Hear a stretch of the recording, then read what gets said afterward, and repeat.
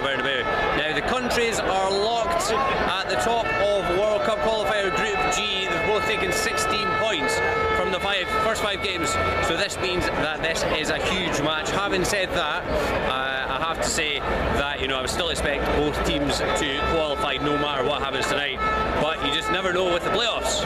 So Spain coach Julian Lopetegui, he's favoured a 4-3-3 since he took over after Euro 2016, but he's got a few selection issues to contend with tonight, especially in attack. Diego Costa has been his main striker, Vitolo has been a left-sided attacker, but neither of them are available tonight. So that means that the Real Madrid boys, Marcos Asensio and Isco, might well start, and they've been in absolutely unbelievable form either side of the summer break. So there's been talk of Asensio playing as a false nine, or David Silva plays as a false nine, or even David Villa playing. He is actually back in the fold, which is great news for nostalgic reasons, but I can't help but thinking it's a sign that there's a bit of a lack of striking options in Spain at the moment. As for Italy, I have to say I quite like the look of this Italy team. It's a bit younger, it's a bit fresher, it's a bit more dynamic than we're used to seeing from Italy, and it looks as if Gianpiero Ventura is going to go with an attacking 4-4-2 system tonight, with two out-and-out wingers, with Antonio Candreva and Lorenzo Insigne playing out wide in support of Andrea Bellotti and Ciro Immobile. Now, it's a bit of a risky strategy, especially if they lose control of the midfield, but it should make for a pretty open game. Let's hope so. Just before we head in, I wanted to mention as well the price of the tickets. We paid 15 euros for our tickets. The cheapest price was actually 10, which I think is absolutely unbelievable for what is basically, you know, an international game between two of the best teams on the planet.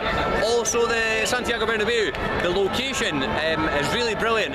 It's kind of at the northern end of the Madrid city centre, just kind of at the start of the financial or business district. You can get here very easily from what you might call the main centre, using the metro or the commuter train, so it's incredibly easy to get to as well. Anyway, let's head inside. First time I ever came up here, I was really taken aback by the stadium. It's so imposing. Have a look at this.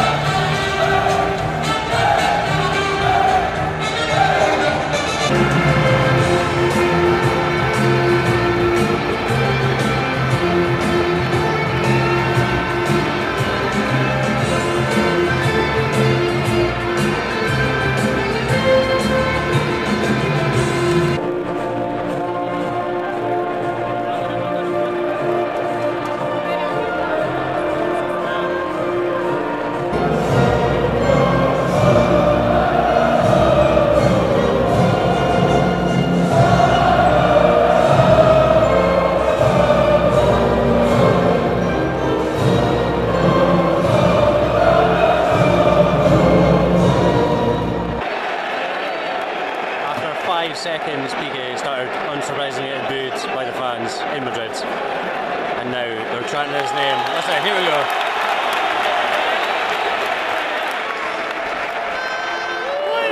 Oh, Ramos! That's so bad. I don't know why I'm saying that, you can see it.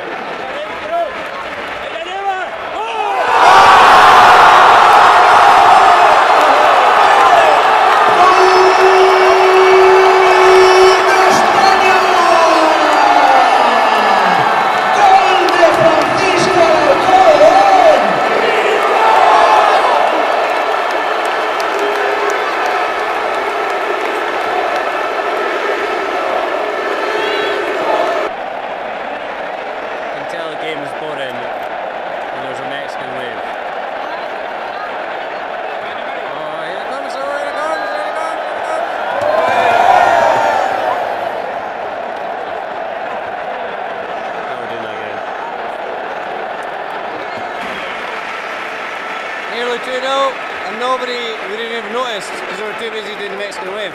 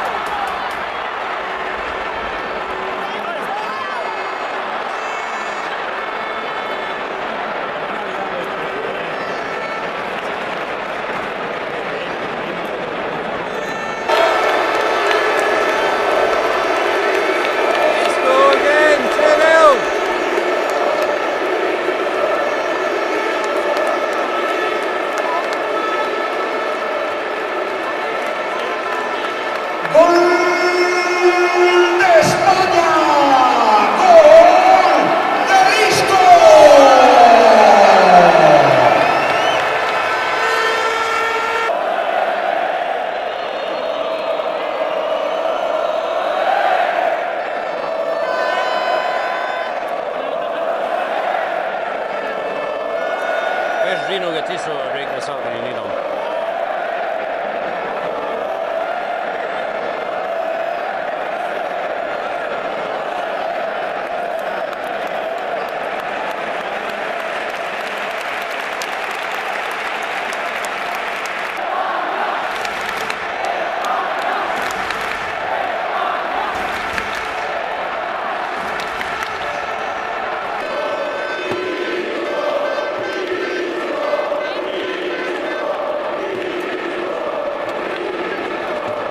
So I mentioned in a previous video, like in this video I think it was, about the bocadillos that were typical at Spanish football games. This is also really typical, sunflower seeds. If you go to a game in Spain, at the end of the match you'll have to climb over mountains of the shells of these on your way out. It's absolutely unbelievable how many of them they get through the match.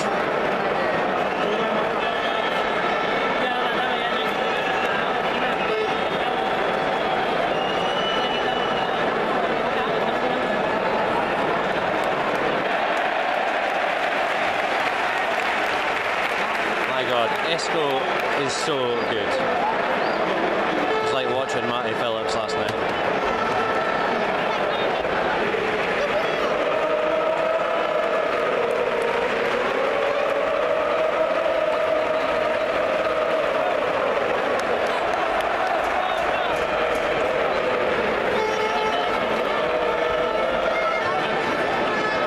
Italy started the second half well, but Spanish domination has resumed.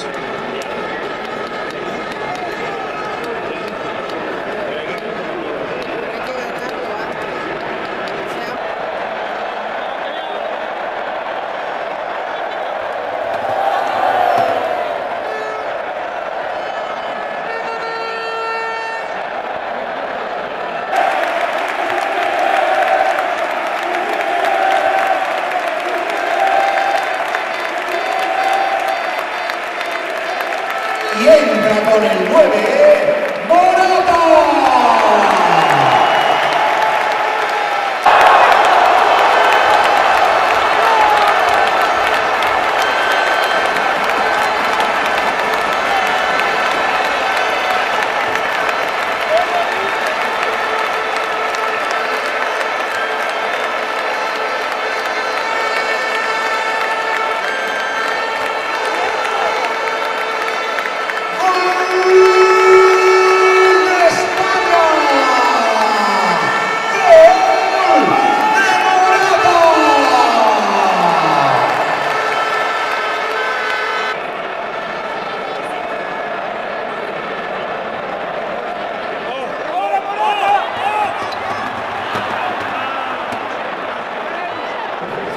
About to see Spain's all-time record goal scorer David Villa enter the fray totally unexpectedly. Y entra con el 7, Villa.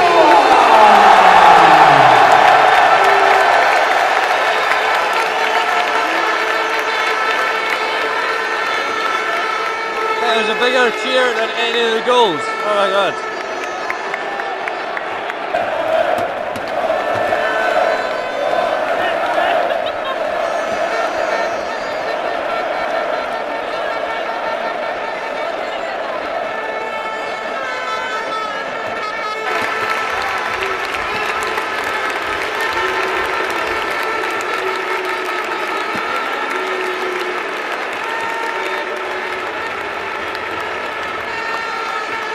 Well, that ended up being way more one-sided than I was expecting. 3-0 to Spain in the end, and I think Italy coach Gianpiero Ventura has to carry the can for that defeat. It was a bit of a risky strategy going with what was basically a 4-2-4 system, and the two boys in midfield, Daniele De Rossi and Marco Verratti, ended up being totally overrun in the centre of the park.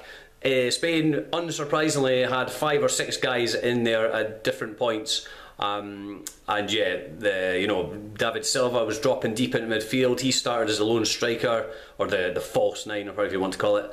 Isco was dropping in, Marcos Asensio was coming in off the flank as well, and they basically ended up running rings around the Italy midfield, and that was what won them the match pretty comfortably. Now I have to say there were definitely glimpses of Spain being back to their pre-2014 World Cup best, and that's without Diego Costa. I think, to be honest, all of their problems started with Diego Costa. I'm not the biggest fan of him as it is, but I really don't think he fits the system of the kind of tiki-taka style of play, and that's kind of what they got back to tonight, with David Silva playing as the false nine, and you know, the wide players dropping in field, and basically made it an absolute nightmare for Italy.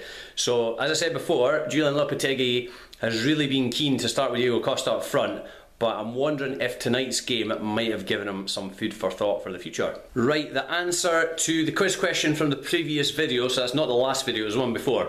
That was the Leganés against Alaves game. So the sons of which two Ballon d'Or winners have played for Alaves? And the answers were Johan Cruyff's son Jordi Cruyff and Zinedine Zidane's son Enzo Zidane, who just signed for Alaves there in the summer. Now, as to the question for this video, the Estadio Santiago Bernabeu was the first stadium to do this, and has since been followed by the Stadio Olimpico in Rome, the Olympiastadion in Munich, Wembley and the Stade de France. So the Estadio Santiago Bernabeu was the first stadium to do this, and has since been followed by the Stadio Olimpico in Rome, the Olympiastadion in Munich, Wembley and the Stade de France. Hope you've all enjoyed this latest video. I'm hoping to get to a game this weekend. I'm not too sure which one it'll be yet, but if you follow me on Twitter, I'll keep you updated there. Remember, you can also find the team on tour on Facebook and on Instagram, and as always, remember to subscribe on YouTube. See you again next week.